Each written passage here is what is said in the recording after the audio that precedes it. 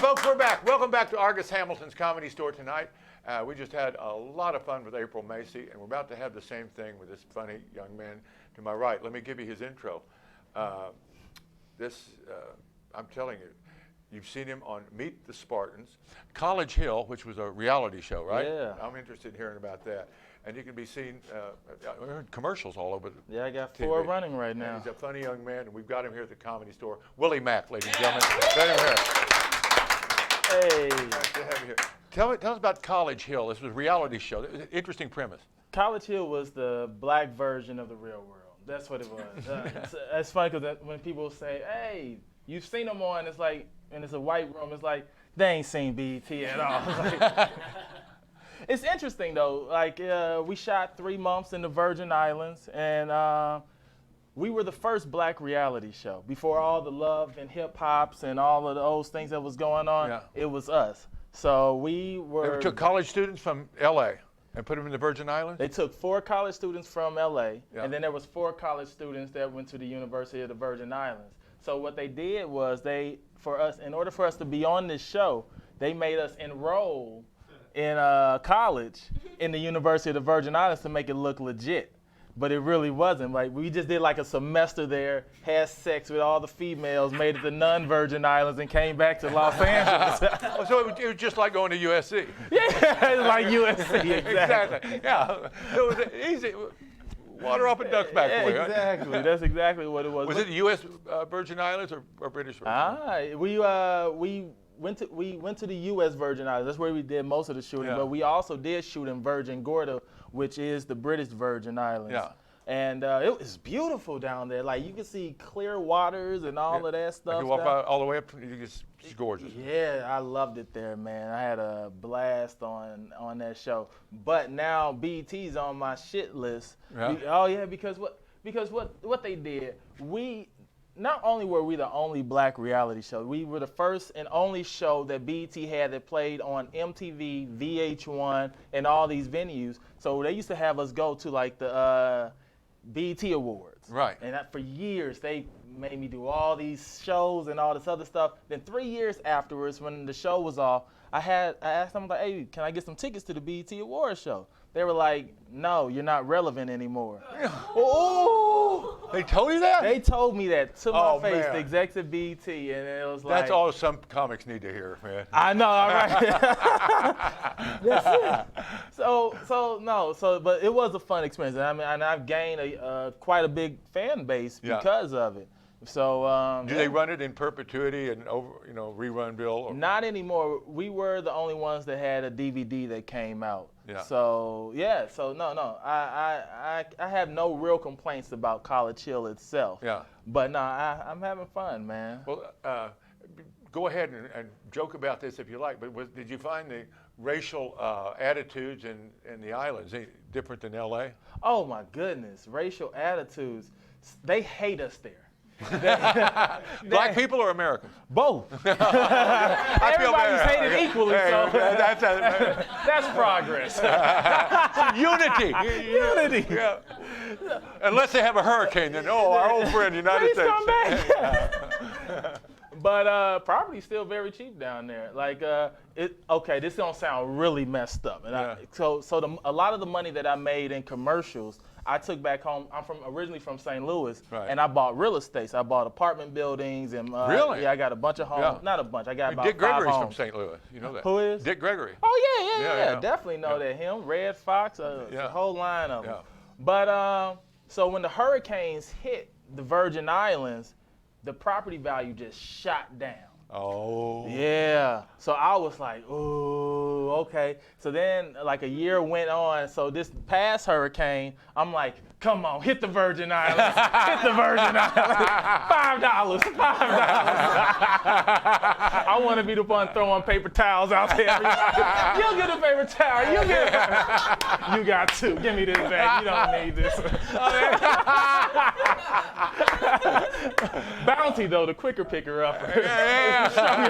Double ply. Double ply.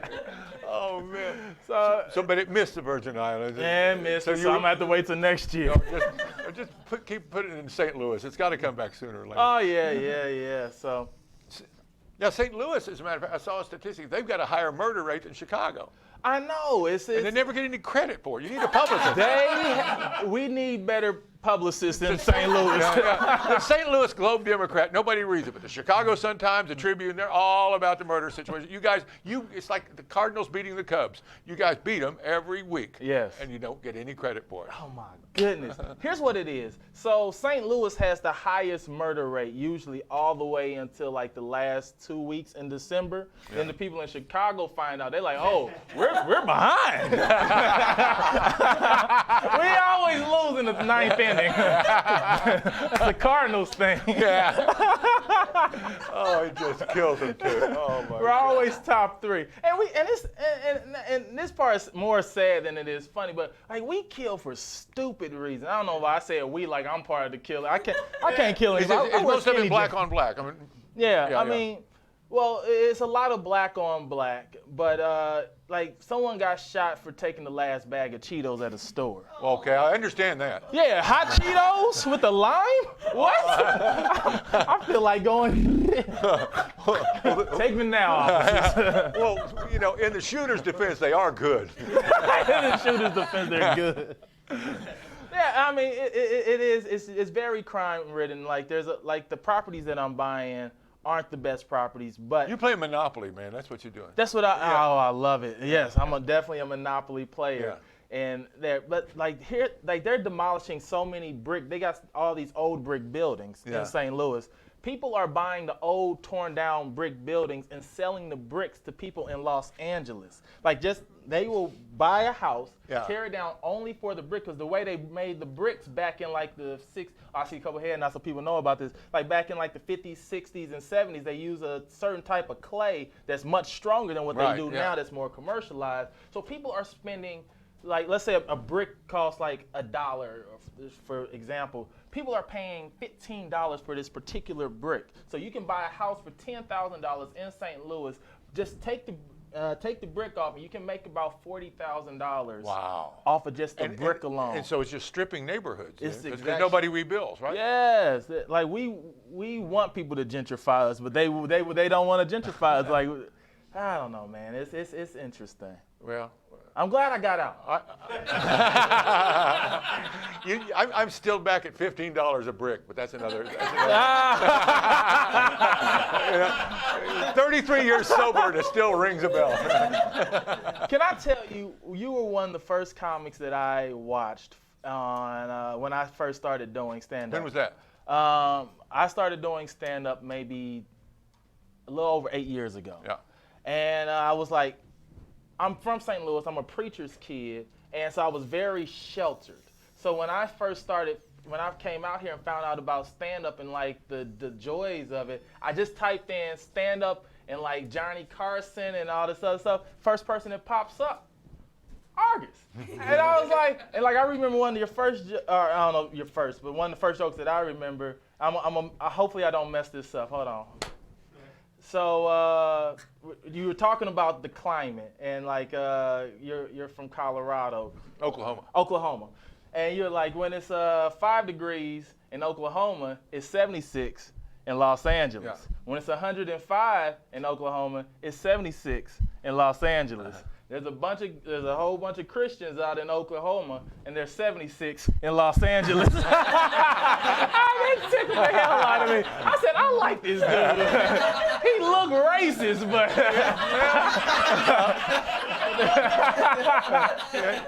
Don't throw the baby out with the bathwater. So I started watching more. I mean, if you look at Atticus Finch long enough, you start to see things. Yeah. Okay, so we're doing the best we can.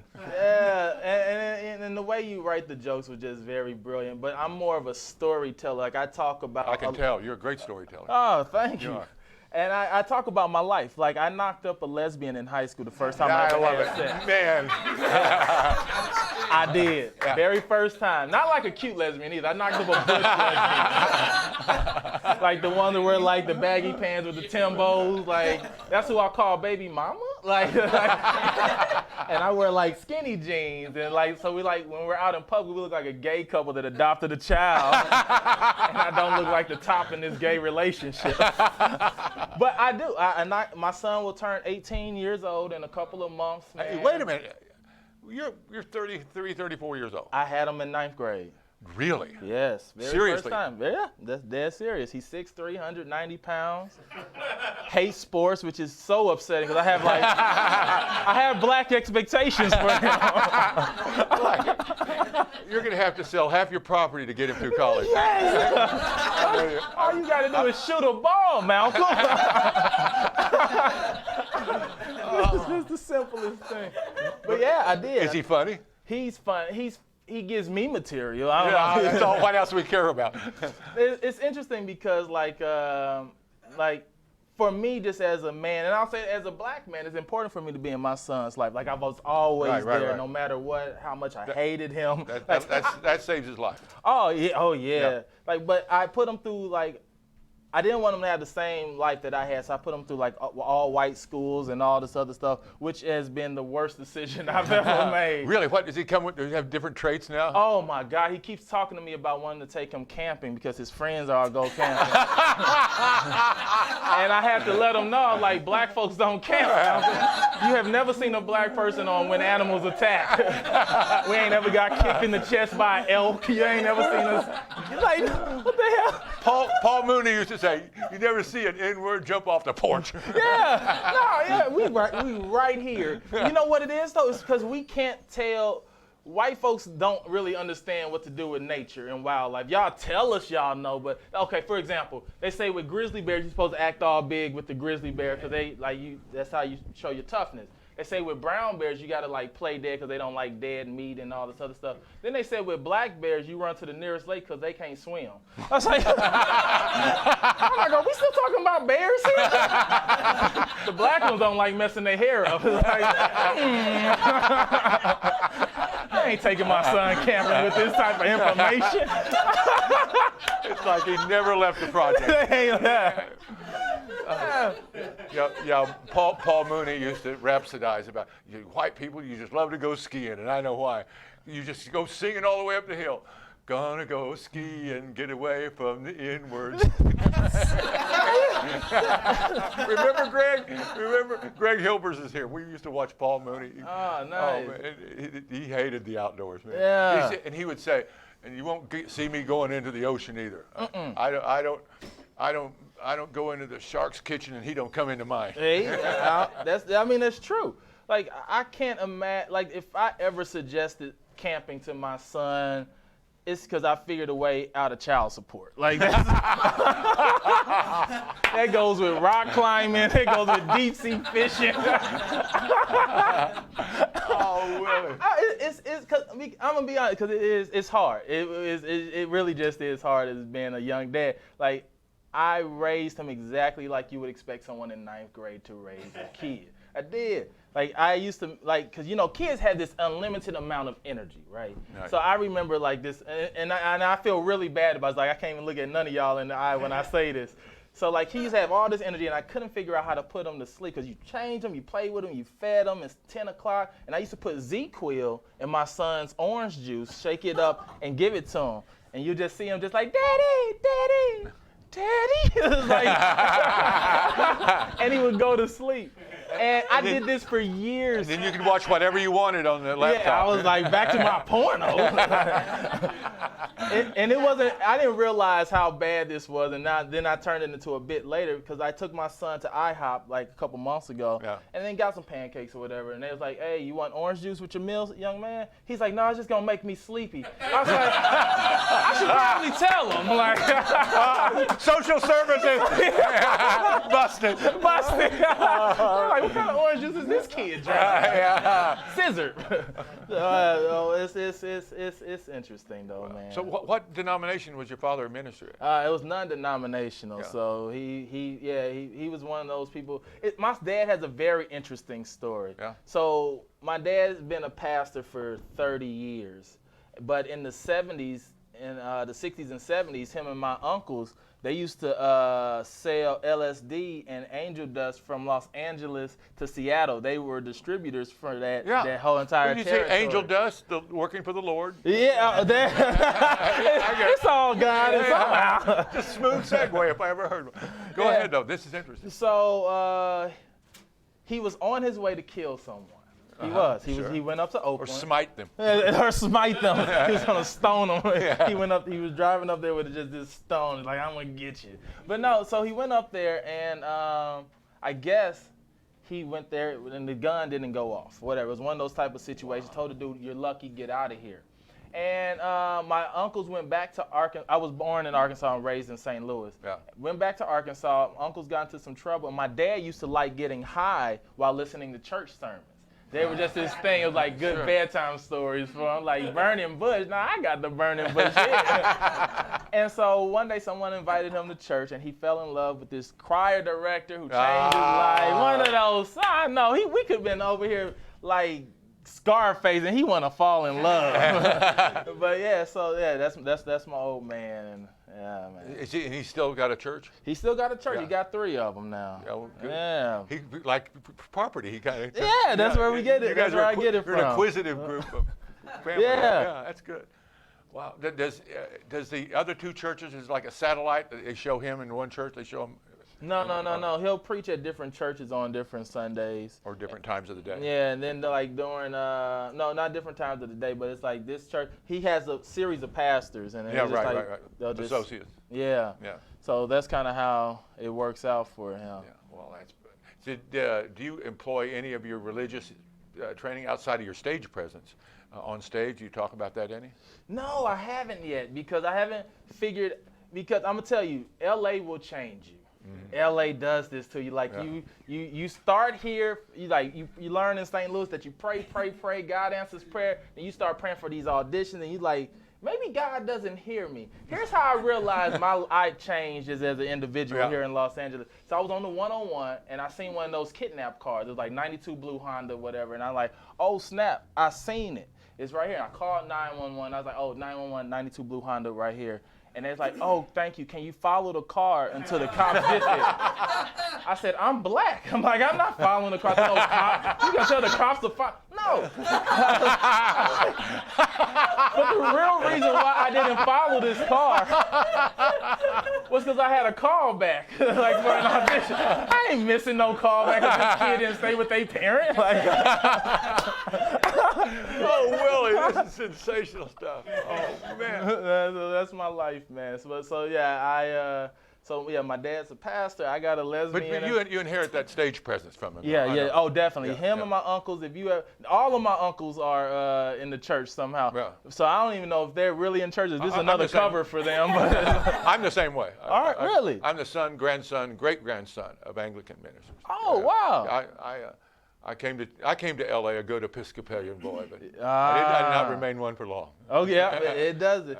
My grandfather, just real quick, because I know you got to wrap this up. My grandfather was one of the people, was good friends with Bill Clinton back in Arkansas. Yeah. He helped around. He was one of his advisors. Yeah. And then Bill loved black people. Bill loved black people a little too much. And this is where it gets interesting. All right. Because I didn't know this until maybe like last year, but Bill Clinton was paying off churches to have their members push like Bill Clinton, and my grandfather and his churches were part of that. Like my grandfather was getting money from the Clintons to go ahead and like, hey, Bill's gonna come up here and speak. Like voter turnout. Yes. Yeah. It's them Clintons, boy.